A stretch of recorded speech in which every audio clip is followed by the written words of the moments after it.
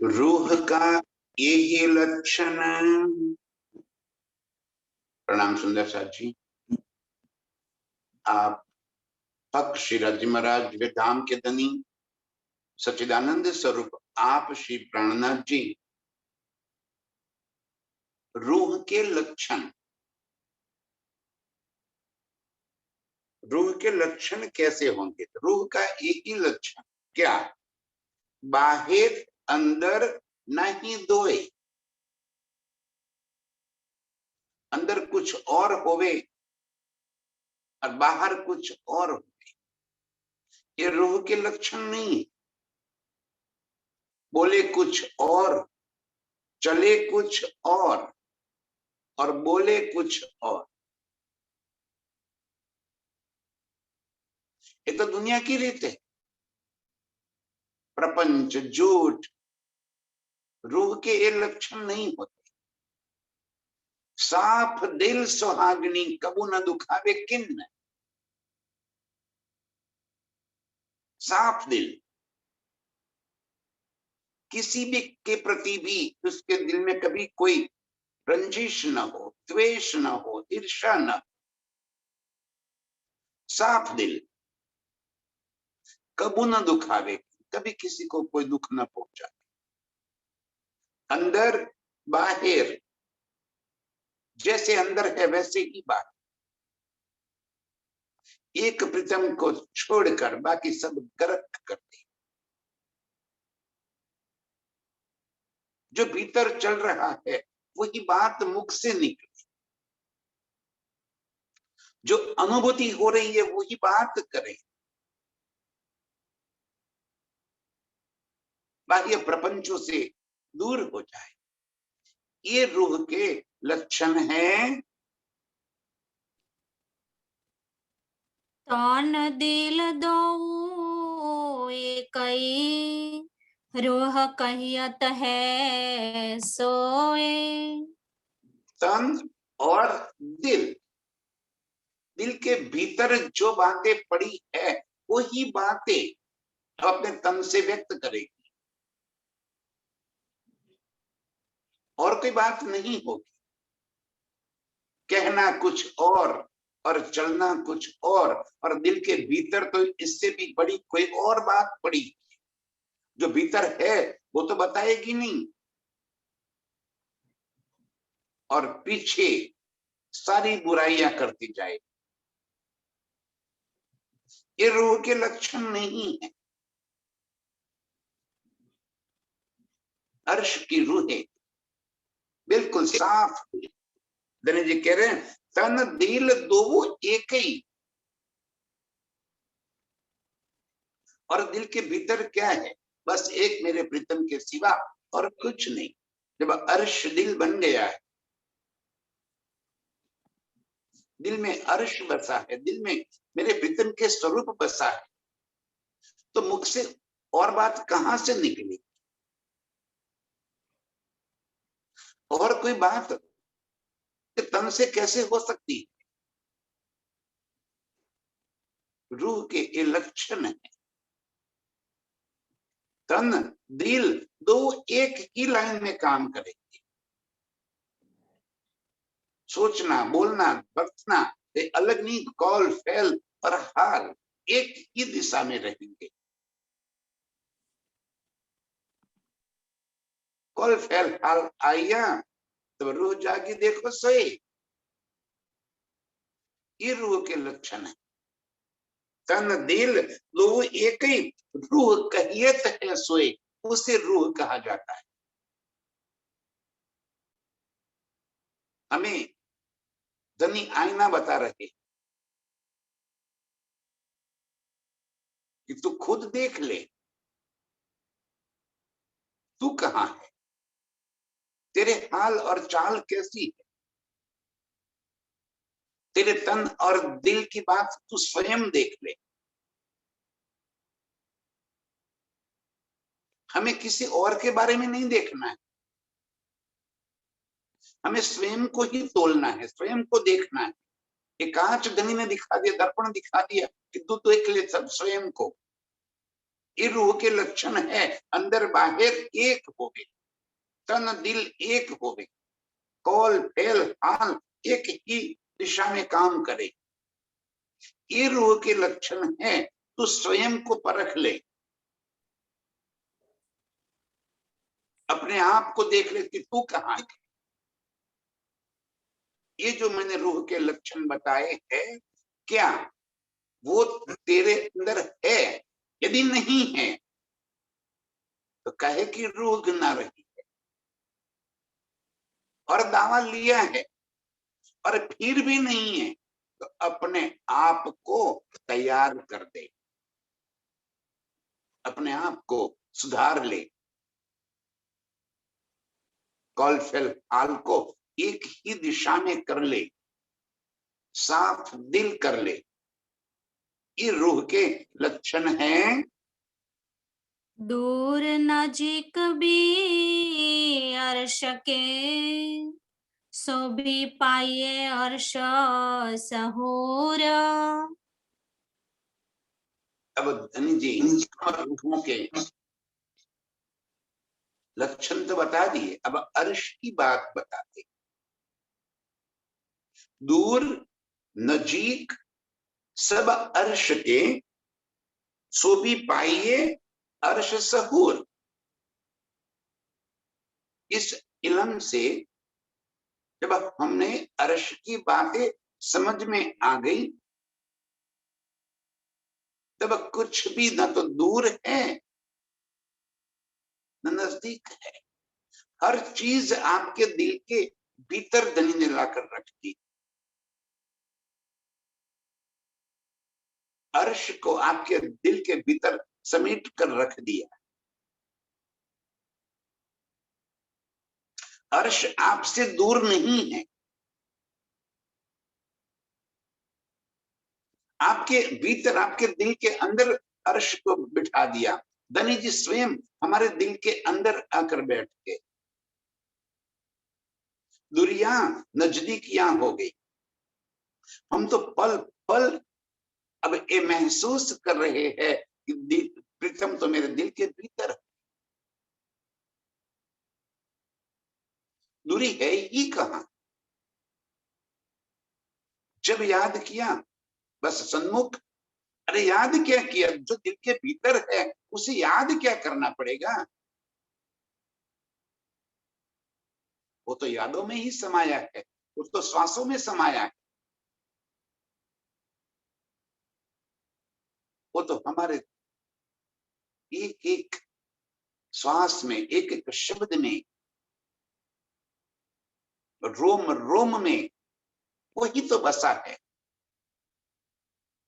दूर है कहां? दूर नजीक भी अर्श के, सो भी पाइए अर्श सहूर। जैसे जैसे ये बात हम सोचते चले जाएंगे, इस इल्म को दिल में भरकर, इस इल्म को समझते हुए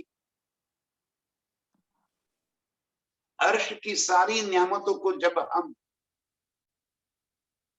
अर्श की नजरों से देखेंगे, तब सारी बातें बिल्कुल नजदीक ही तो नजर आएगी। क्योंकि रूह के नैन के लक्षण क्या है?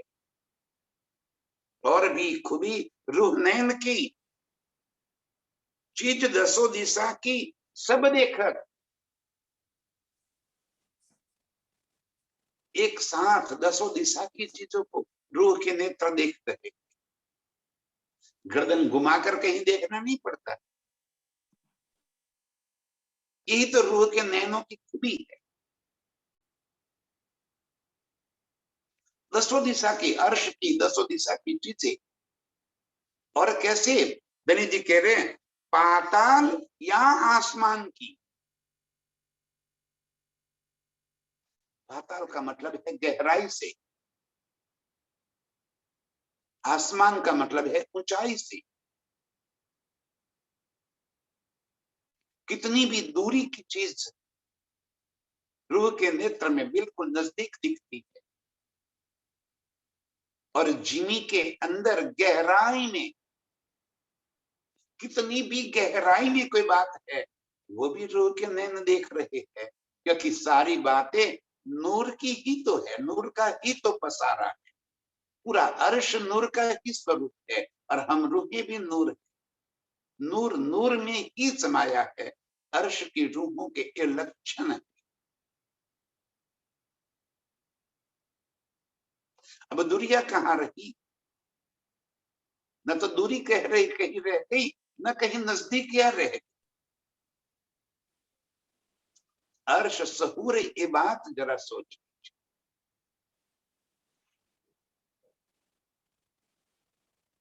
इन बातों को दिल में बसाकर जब देख लीजिए, तब दूर नजीक कुछ ही न रहा। हर चीज हमारे दिल के भीतर प्रीतम ने रख दी है। नैन चरण अंगा तीनों ही एक यादे में हजूर। आहा, मेरे प्रीतम के नेत्र, मेरे प्रीतम के चरण, प्रीतम के अंग अंग की शोभा, बस याद में ही दिल में बस गई। ये नेत्र शब्द क्या मुख से निकला, उससे पहले तो प्रीतम के नेत्र और नेत्र हमारे मिलन हो गया। नेत्र शब्द बोलने से पहले प्रीतम के नेत्रों में भरे अपार सुख, अपार लज्जत हम महसूस करने लगे। कैसे टेढ़े नेत्र करके प्रीतम मुझे निहार रहे हैं, कैसे नैन के इशारे करके, नैन की सेन इशारे करके मुझे अपना प्यार जता रहे। क्या कहूं खूबी इन नैनन की,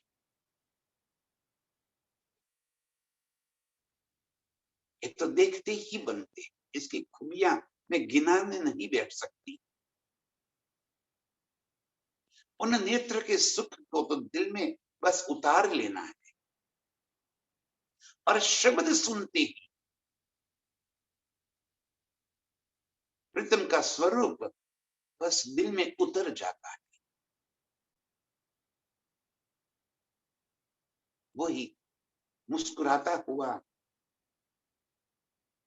लालिमा से भरा, लज्जा से भरा, झुके नैन वाला, तिरछे नेत्र से देखने वाला, टेढ़ी अनिहारी वो आंखें, वो पलकें झुकी हुई,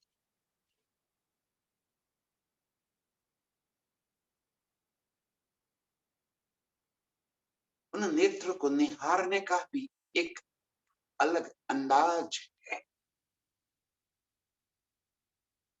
और इश्क में डूबी रूह बस इन्हीं नेत्रों के ऊपर तो कुर्बान जा रही।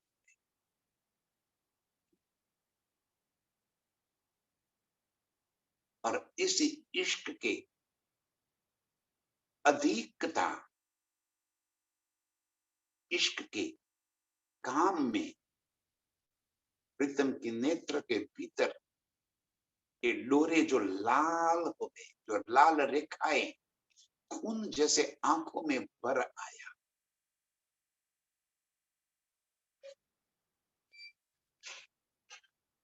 वो लाल रेखाएं भी मैं इतनी नजदीक से देख रही,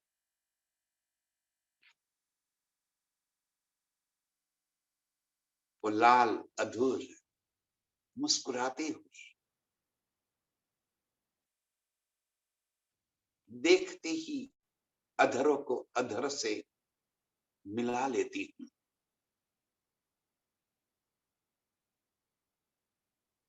उन फड़फड़ती विशार बुझाए बस उसी में मैं समा जाती। प्रीतम यू आलिंगन बद्ध कर देते, खींच लेते हैं मुझे अपने बाहों में। ये नेत्र, ये चरण, ये अंग एक पलक के लिए भी मेरे से दूर नहीं, बस एक यादें में हजूर, याद आते ही हमारे सम्मुख हो जाते हैं। दुनिया कहीं है ही नहीं, दुनिया समाप्त। जब दिल को ही अर्श बना लिया और अर्श में मेरे प्रीतम की ये मनोहर छवि बस गई, तो प्रीतम दूर कहाँ है? और यही रूह के लक्षण है कि पल पल अपने प्रीतम से जुड़ी रहे, प्रीतम के अंगों से, चरणों से, नेत्रों से अपने आप को एक पलक के लिए भी दूर नहीं कर रहे। ये रूह की खूबी है। और याद आते ही हजूर मुख से शब्द निकले, उससे पहले तो वो स्वरूप मेरे नजरों के सामने खड़ा।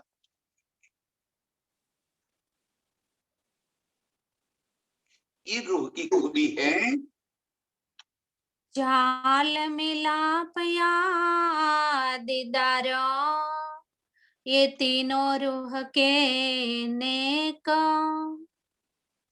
चाल, दीदार या मिलाप। रूह की चाल, चाल माने पैदल जो पैरों से हम चलते हैं उस चाल की बात नहीं है। रूह की चाल माने रूह के विचार, उसकी रहन सहन, ये उसकी चाल है। उसकी रहन सहन क्या है, उसका मिलाप क्या है, उसका प्रीतम का दीदार क्या है। ये तीनों रूह के नेक बिल्कुल साफ है। रूह की रहन सहन बस प्रीतम के संग ही है। उस दीदार में, उस मिलाप में ही डूबे रहना, अंग सो अंग लगाए रहना, ये रूह की निशानी। ये तीनों रूह के नेक, नेक माने रूह उसी में डूबी रहेगी, उसके सिवा और कोई बात उसके दिल में आएगी नहीं।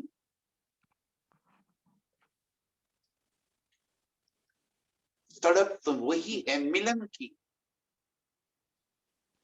कि कब जाके प्रीतम के बाहों में समा जाओ। तड़प तो वही है खिलवत की, तड़प वही है प्रीतम के दीदार की। यही तो चाल रहन सहन है रूह की, कि पल पल प्रीतम की और ही उसका लक्ष्य बना रहे।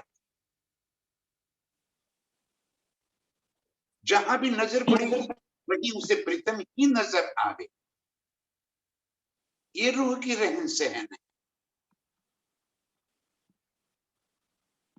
ऐसी रहन सहन हमारी करनी है।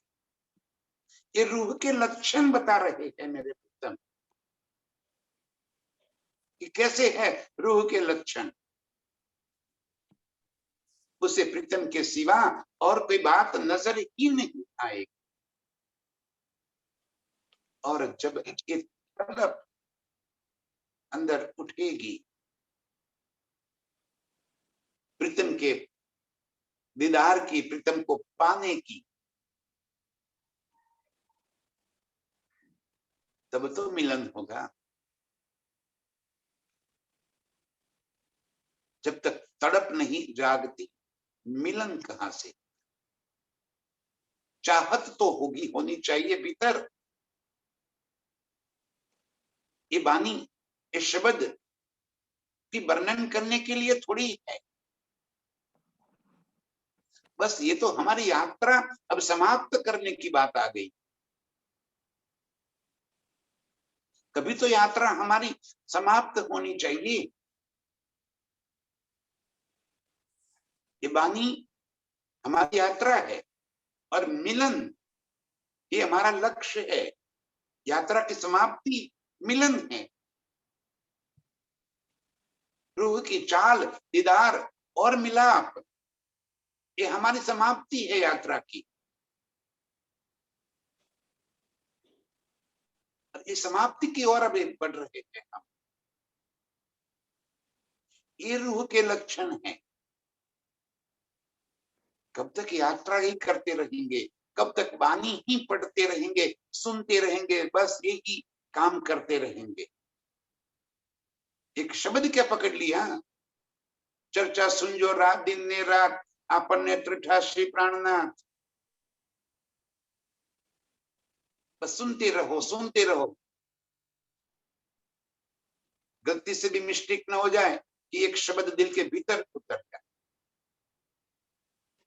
इनके लिए है चर्चा सुन जो दिन ने रात। रूह के लक्षण तो कुछ और है।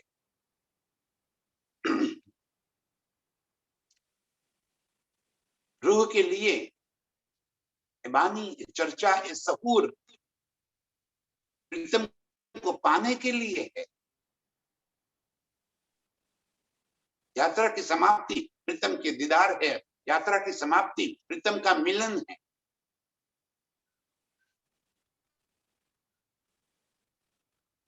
और जब मिलन प्रीतम का हो गया और कुछ बाकी ही न रहे, बस उसी में डूबी रहे, वो मस्ती चढ़ावे और वो मस्ती कभी उतरे ही नहीं, वो नशा कभी खत्म ही ना होवे।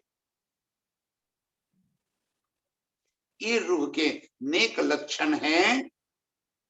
जब ही याद जो आवही, तब ही होए माहे एक। जब ही याद जो आवही, प्रीतम के नेत्र, प्रीतम के अंग, प्रीतम के होठ, प्रीतम के मुखारविंद, प्रीतम के चरण, जब ही जो याद आवही, तब ही होवे माहे एक। उसी पर प्रीतम के एकाकार हो जाए, एक रूप मिलन हो जाए, जुदागी समाप्त हो जाए। ये रूह के लक्षण है। अब एक पल के लिए भी प्रीतम से वो जुदा नहीं रह सकती। यही हमारे कॉल फैल और हाल है। यही रहनी है, जो बाहर वो ही भीतर। प्रीतम से दूरियां खत्म हो गई। जब ही याद जो आवही, जैसे ही प्रीतम के अंगों की याद आएगी, तब ही होए माहे एक। उसी पल वो प्रीतम के संग एक रूप हो जाएगी, अपना अस्तित्व समाप्त हो जाए, एकाकार एक रूप हो जाएगी।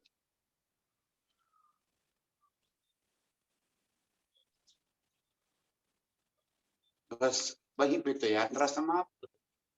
जब मैं प्रीतम में समा गई, प्रीतम मुझ में समा गई, मैं और प्रीतम एक हो गए। बस ये एक होने की यात्रा है हमारी। ये एक हो जाने की यात्रा है हमारी। दो में से एक हो जा, अद्वैत में डूब जा। चाल, मिलाप, दीदार, नेत्र, चरण, अंग, बस दिल में बस जाए। एक ही याद में प्रीतम में समा जाए। ये रूह के लक्षण हैं। या तो जिमी के दूर लगा, या नजिका गो नजारा। अब अर्श की बात बताते हुए प्रीतम कह रहे हैं कि या तो जिमी से दूर लग, या नजीक आगू नजर। अर्श में न तो कोई चीज दूर है, या कोई चीज नजदीक। सारी बातें याद करते ही वो हमारी नजरों के अंदर बस जाती।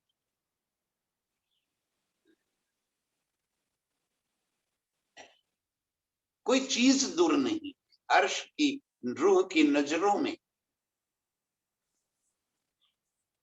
हर चीज नेत्रों के सामने ही तो है।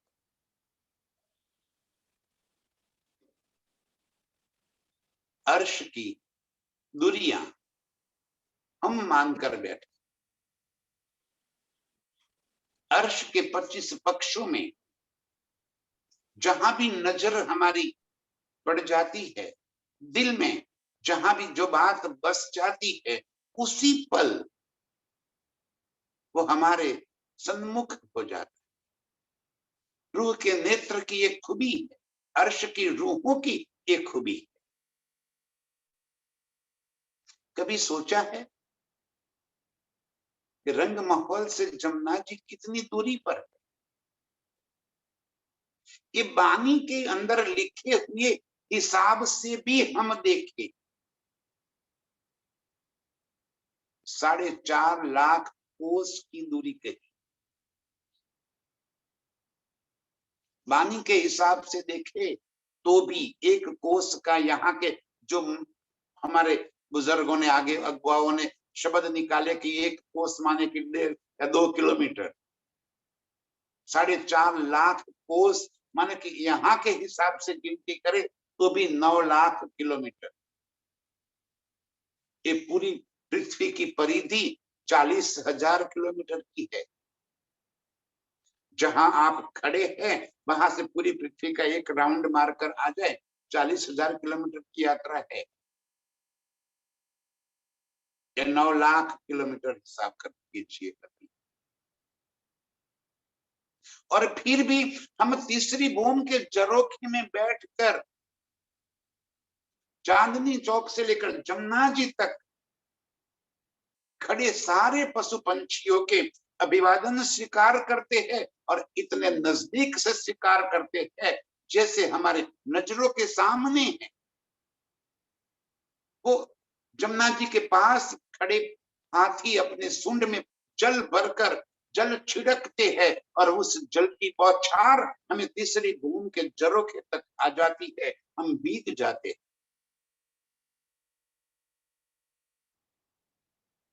कहाँ है जमुना जी, कितनी दूरी है? बस यही तो नजरों के सामने, एक पलक की भी दूरी नहीं है, इतनी नजदीक जमुना जी की शोभा। अरे जमुना जी का जल, जब आप तीसरे भूमि के झरोखे में प्रीतम खड़े हो जाते हैं तो वो जल दीदार के लिए जलरांस के ऊपर आ जाती है, और हम ऐसे देख रहे हैं जैसे हमारे नजरों के सामने जमुना जी है, और वहीं पे जल उनका जलरांस के ऊपर आ।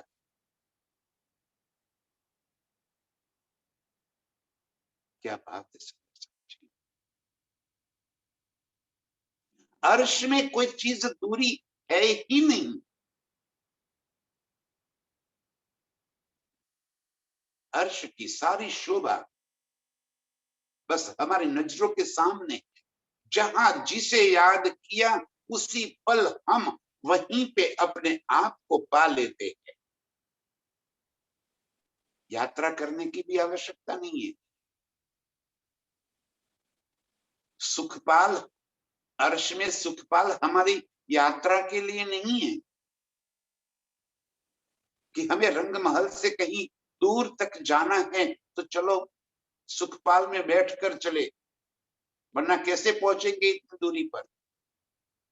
ना, वो हमारी यात्रा का साधन नहीं है,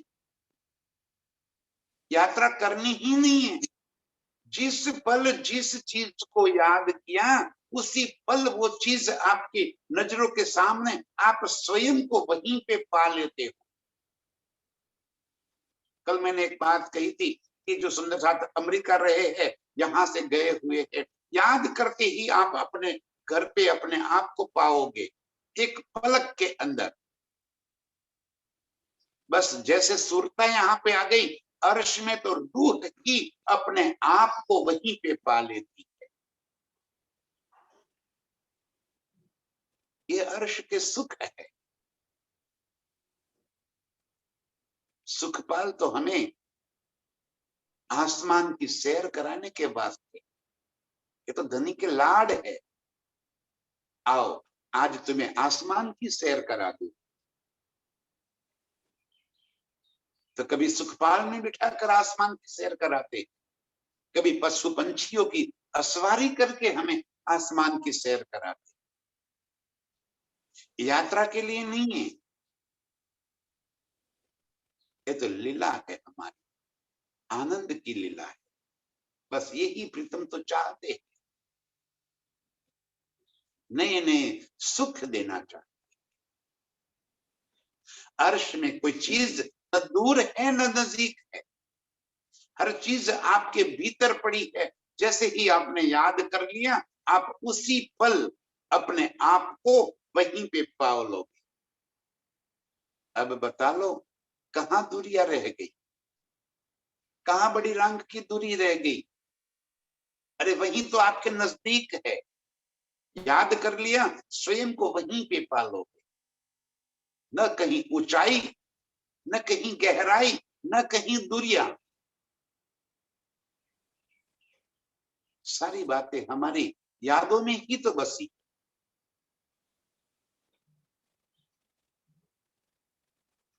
चितवन का ढंग ही बदल जाए।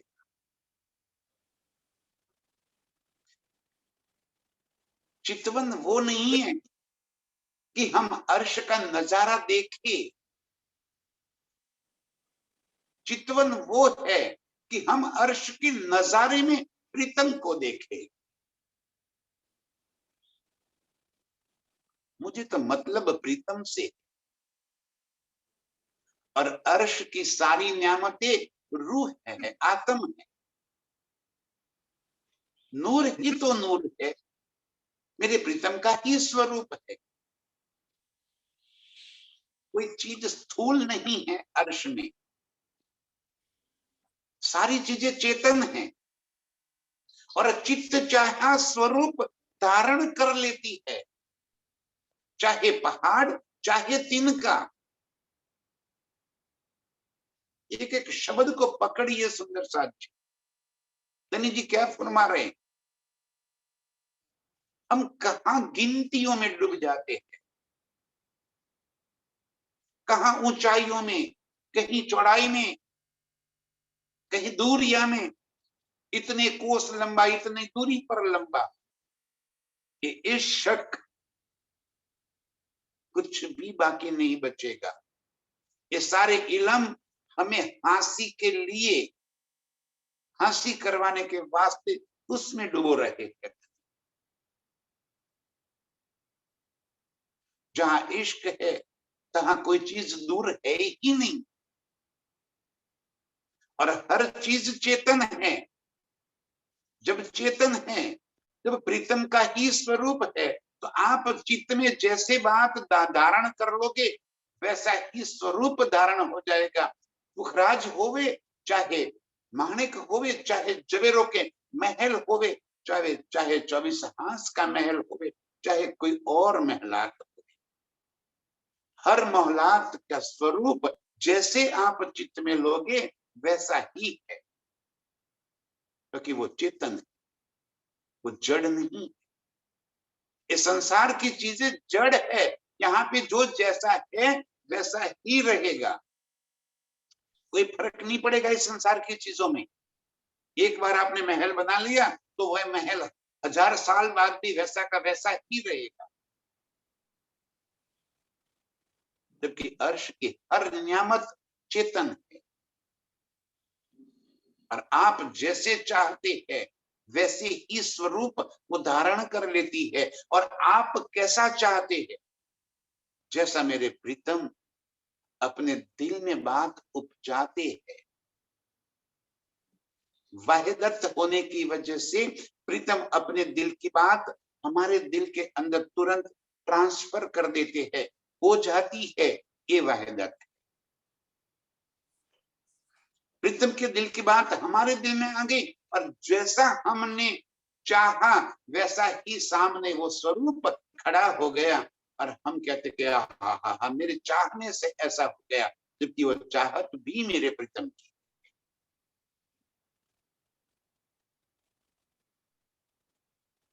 स्थूल कोई चीज है ही नहीं।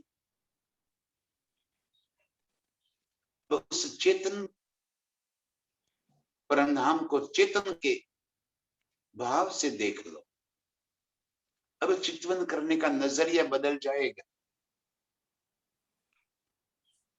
अब आपके चेतन में अर्श की एक एक नियामत चेतन नजर आएगी,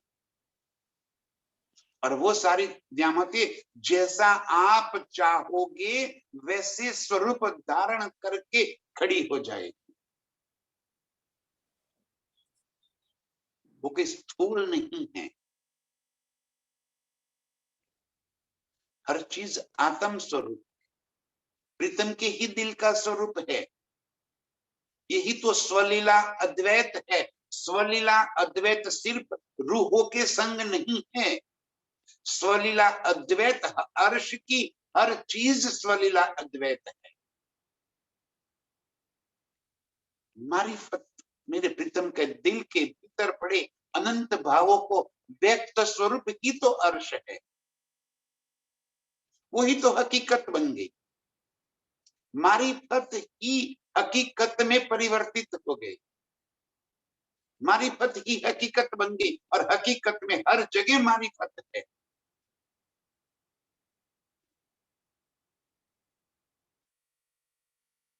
प्रीतम का दिल ही तो व्यक्त हो गया हकीकत में रूप में। तो हकीकत की एक एक चीज में मेरे प्रीतम का दिल ही लीला कर रहा है। और मेरे प्रीतम के दिल में भीतर क्या भरा पड़ा है कि कैसे अपनी रूहों को मैं रिझाऊं। बस हक को और कछु काम नहीं, देने रूहो लाड लज्जत। हमें लाड लज्जत देना चाहते हैं, और कोई काम तो हक को है ही नहीं। और इसलिए कई विविध स्वरूप धारण करके, पल पल नई नई लीलाएं करके, नित्य नवतन रस बस की नहीं, पल पल नई लीलाएं, कभी कोई लीला रिपीट होती ही नहीं है।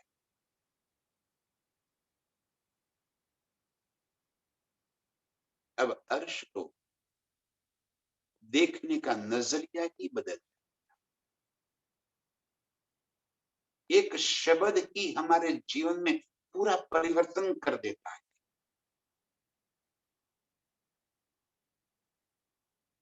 एक एक शब्द धनी का हमें अर्श की वास्तविकता के पास पहुंचा रहा है। यही तो यात्रा की समाप्ति है।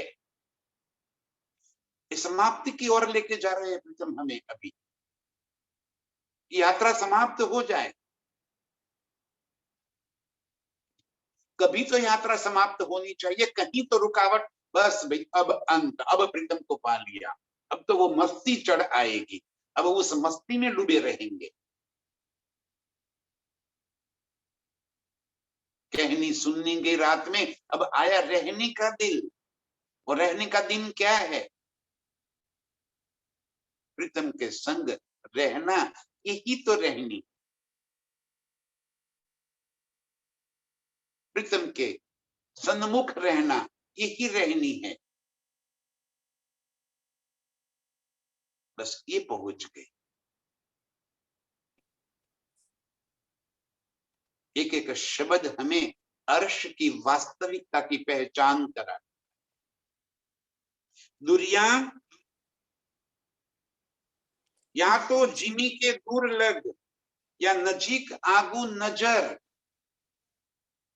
अर्श में न तो कोई चीज दूर है न कोई नजदीक। जैसे जहां आपने याद कर ली तुरंत आपकी नजरों के सामने वही वो चीज पाएंगे, स्वयं को हम वहीं पे पालेंगे। बैठे हैं रंगमहल में, अभी जैसे कि जमुना जी को याद कर दिया हम स्वयं को जमुना जी के पाल के ऊपर पालेंगे, जमुना जी के जल के अंदर पालेंगे। और जमुना जी के जल के अंदर है और तभी हमें अद्विच के कुंड की याद आ गई तो तुरंत ही हम अद्विच में अपने आप को पाले।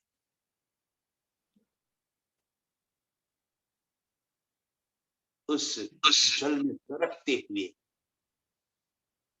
अद्विच के कुंड में समाते हुए, बस वहीं से मूल कुंड टपी चबूतरा होते हुए फिर हम पाटघाट के ऊपर। ये यात्रा हमारी एक पलक की हो जाएगी। एक पलक में याद आते ही खजाने के ताल से, पुखराज के चांदनी के ताल से होकर उन पानी के जलधाराओं में बहते हुए अद्विच के कुंड से होकर पाट घाट, एक पलक के अंदर ये यात्रा हमारी पूरी हो जाए। इतनी नजदीक है। उसी में गोते लगाते रहना, उसी में डूबे रहना, ये रूह की नजर। या तो जिमी के दूर लग या नजीक आगू नजर। हर चीज आपके दिल के मुताबिक है। दूर नजीक सबा याद में ये दो बराबर। दूर नजीक सब याद में। जैसे ही रूह के दिल में कोई बात याद आ गई, तुरंत तुरंत ही ये दो बराबर, दूर और नजीक एक रूप हो गए। नजदीक आप स्वयं को उसी के ऊपर पा लिए, आपने स्वयं को वहीं पे पा लिया।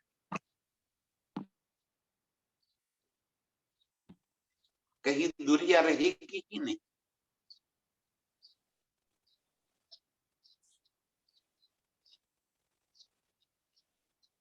कितना सुख धनी हमें दे रहे।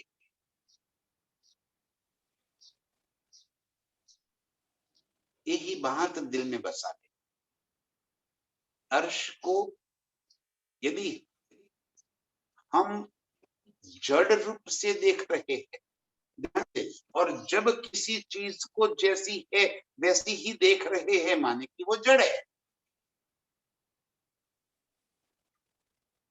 अर्श की हर चीज नूर ही नूर है। कल मैंने बताया था कि मूल मिलावे में बैठकर हमें 10वीं भौम खुली चांदनी के अंदर के सारा नजारा, हमारे बाग बगीचे, शोभा शोभा, हर चीज मूल मिला में बैठकर ही नजर आ रही है। बीच में 9 छत पड़ जाती है, वो तो सारी के साथ नूर की तो है, नूर ही तो है। अर्श में नूर के सिवा तो और कुछ है नहीं। दीवारें भी नूर, थंब भी नूर, आप भी नूर, वस्त्र भी नूर, मेरे प्रीतम भी नूर, हवा भी नूर, बल्कि भी नूर, आसमान भी नूर, पार भी नूर। अर्श की हर चीज जब नूर ही नूर है और नूर में नूर समाये और बाकी क्या बचे। हर चीज चित्त चाहिए। जैसे आप चाहोगे वैसे ही स्वरूप, जहां आप चाहोगे वहां वो स्वरूप वैसे ही नजर आने लगे।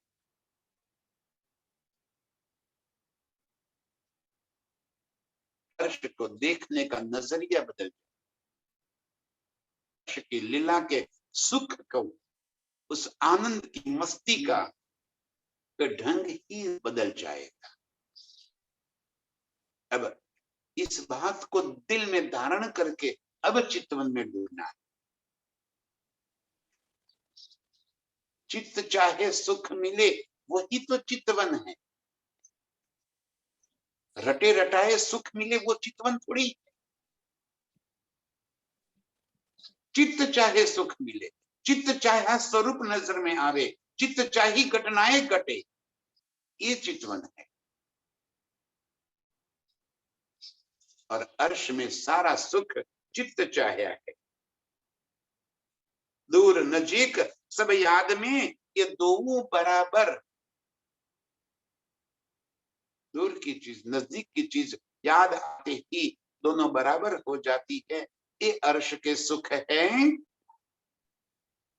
अर्श दिल मोमिना तो कहा, जो हक स्वरूह निस्बात। अर्श दिल मोमिन, मोमिन के दिल को अर्श कह दिया, और अर्श के दिल में मोमिन है। यही तो निस्बत है हमारी।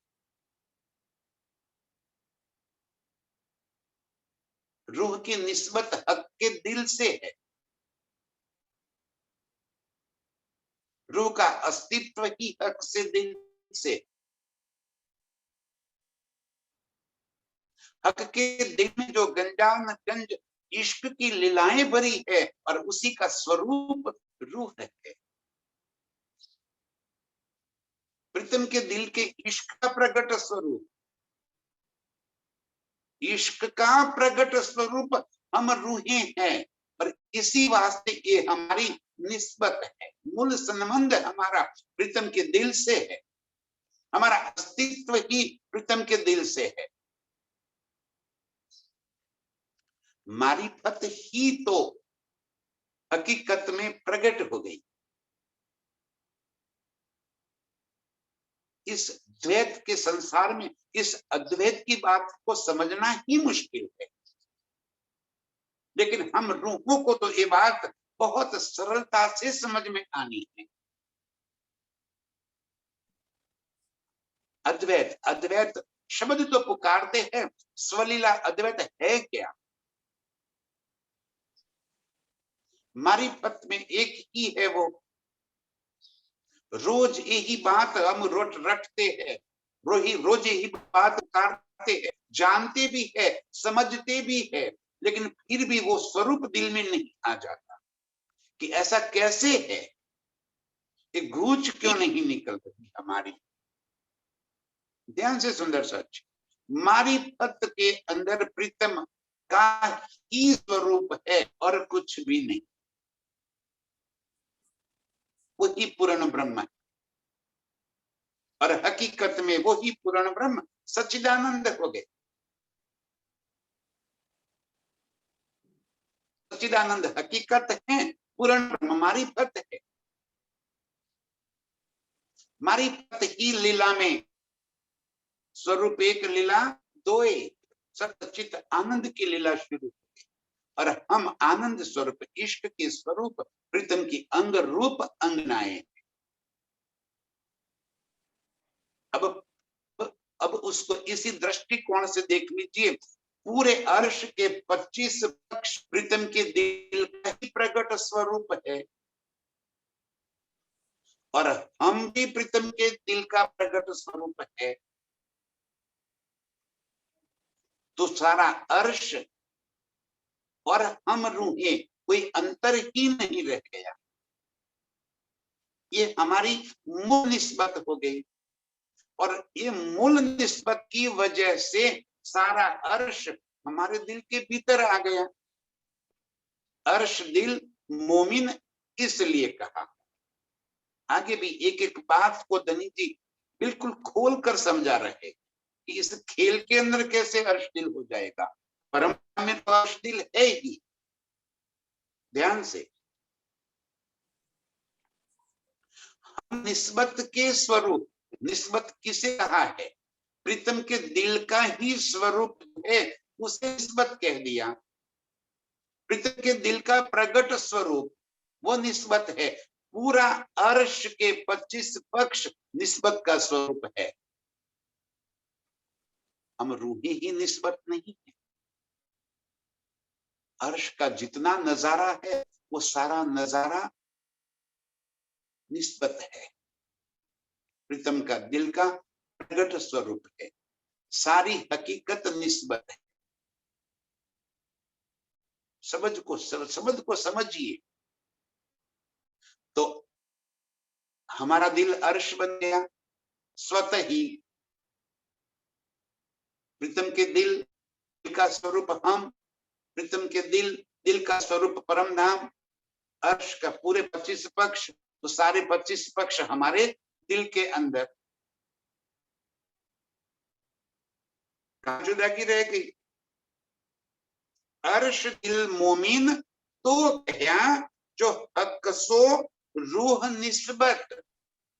अब जिन रूह की हक से मूल संबंध है उसी का दिल को अर्श कह दिया।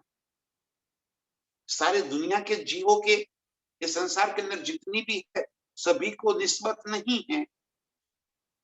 अर्श की रूहें ही निस्बती रूहें, और इस वास्ते अर्श की रूहों को, निस्बतियों को उनके ही दिल को अर्श कहा। अर्श दिल मोमिन तो कहे जो हक सो रूह निस्बत, निस्बती रूहों को ही उनके दिल को अर्श कहा गया है। ना तो अर्श दिलो आदमी का, क्यों कहा जाए ख्वाब में ईत। ना तो अर्श दिल आदमी का, क्यों कहा जाए ख्वाब में इत। यहाँ पे इस वजूद को, ये 5 तत्व के हमारे शरीर को और इसके भीतर बैठे दिल को, उसे अर्श कैसे कहा जाएगा? जो अर्श दिल कब कहा? वजूद को, वजूद के दिल को हम दिल कैसे कह सकते हैं? ये तो नाशवान है। अब समझिए, या ना तो अर्श दिल आदमी का, क्यों कहा जाए ख्वाब में ईत। यहाँ झूठ के अंदर, इस झूठ के दिल के कैसे अर्श कहा जाए? ये कैसे अर्श बन जाता है? आदमी का, इंसान दिल को अर्श कैसे कह दिया? जब हमारी मूल निस्बत है हमारे प्रीतम के साथ, तब इसको अर्श दिल कह। क्योंकि परात्म और वजूद दोनों के दिल को धनी ने जोड़ दिया, एक रूप कर दिया। जो निस्बती रूह है अर्श में, परात्म जिसे कहा गया, उसके दिल को और उसी के दिल का स्वरूप ही तो ये वजूद है। तो वजूद के दिल को और परात्म के दिल को धनी ने एक दूसरे के संग जोड़ दिया, और इस वास्ते पर के दिल के अंदर जो बात उपजती है वो ही बात इस वजूद के दिल के अंदर पहुंचती है, और ये वजूद के दिल के अंदर जो बात उपजती है वो ही बात परात्म के दिल में पहुंचती है। यो अरस परस हुए हिल मिल, इस तरह से परात्म और ये वजूद दोनों आपस में एक दूसरे के साथ जुड़ गए। ये वजूद का दिल इस दुनिया को देखकर, इस खेल को देखते हुए, खेल के भावों को देखते हुए यहाँ का जो नजारा अपने दिल में भर लेता है, उसकी लज्जत परात्म लेती है। अब इस इल्म से, इस वजूद के दिल के अंदर अर्श की बातें जितनी भी उतर गई, वो सारी बातें परात्म के दिल में पहुंच गई। तो परात्म के दिल के अंदर अर्श के जो भाव है वो सारे इस वजूद के दिल के अंदर आ गए। इस तरह से वजूद का दिल और परात्म का दिल दोनों दिल एक रूप एक रस हो गए।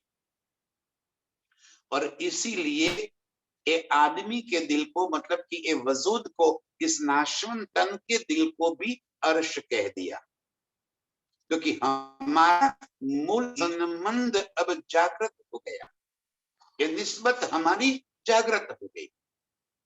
इस वाणी के एक एक शब्द से हमें अर्श की सारी बातें याद आने लगी।